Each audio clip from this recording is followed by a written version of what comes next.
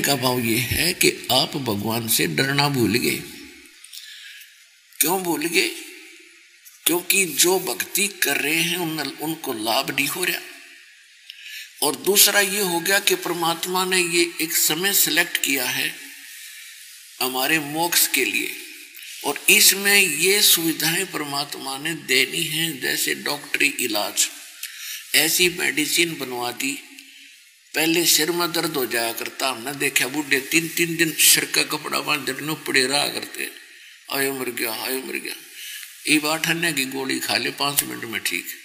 तो भक्ति करे तो ये इसलिए देना पड़ा दाता ने कि ये भक्ति कर लेंगे, समय थोड़ा है, न एक सिर बांधे पड़े रहेंगे।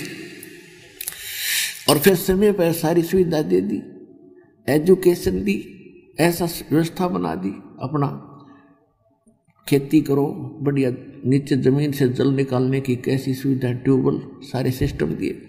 इसलिए दिया कि ये थोड़े पहले हमने देखा इस दास का जन्म एक किसान जाट परिवार में हुआ, और एक खेती को करने में कितनी बरसक प्रयत्न पूरा परिवार लगा रहता था।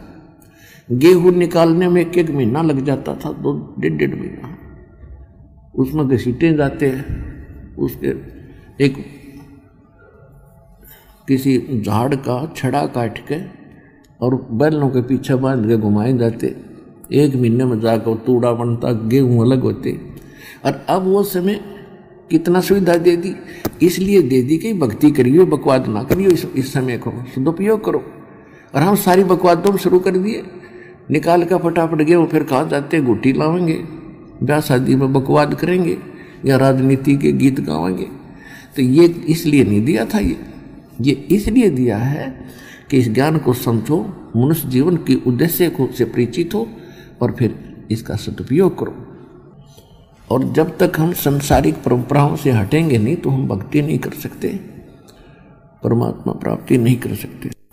तो परमात्मा क्या बताते हैं, जीव्या तो वाहे भली जो रटे हरि नाम, नहीं तो काट के फेंक दियो ये मुख में भलो ना जान। अब क्या बताते हैं परमात्मा, गरीबदास जी बता रहे हैं भगवान से प्राप्त उस यथार्थ ज्ञान को कि साहिब से चतला ले रे मन गर्भ गुमानी। साहिब माने भगवान से, चित्त माने अपना ध्यान इधर को कर ले, ए मूर्ख मनुआ। और फिर परमात्मा की महिमा और उसकी रहमत आपके ऊपर याद दिलाते हैं कि नाभि कमल में नीर जमा तेरा दीन्या मैल बना, और नीचे जठरा अग्नि जले थी तेरे लगी न ताती बाह। बाय माने वायु, जड़। कहते हैं 9-10 मास गर्भ में रखा और वहां तेरी करी सहाय।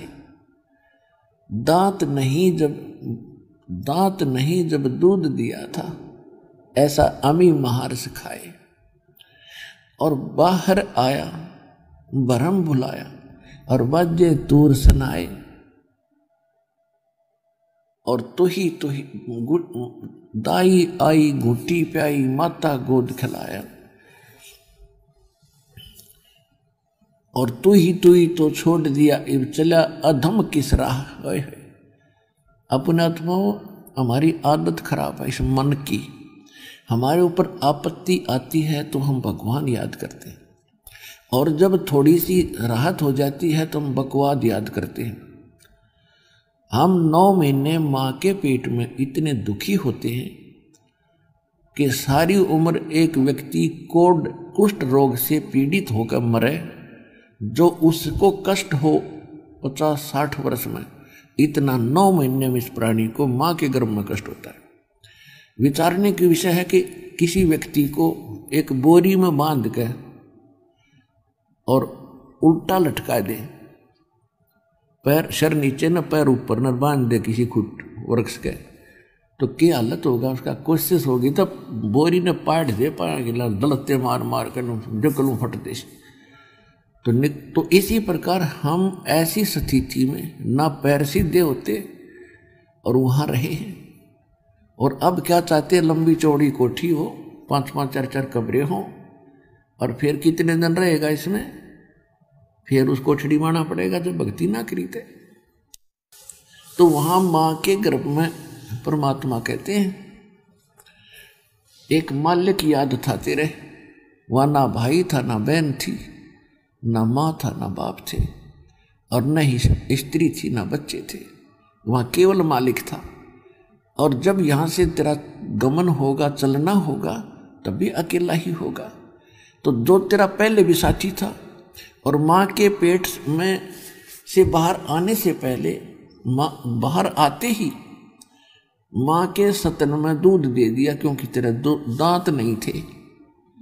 जो परमात्मा पहले से आपका इतना केयर टेक कर रहा है, इतना आपका ध्यान रख रहा है, क्या आज वो भूलेगा आपको? हम भगवान को भूल के अपनी चतुरता से केवल बकवाद तो कर सकते हैं, कर्म बिगाड़ सकते हैं, हम कर्म बना नहीं सकते। कर्म तभी बनेंगे जब हमें भगवान याद रहेगा, तो वो सत्संग में याद दिलाया जाता है। इसलिए सत्संग बहुत जरूरी है प्राणी को सुनना।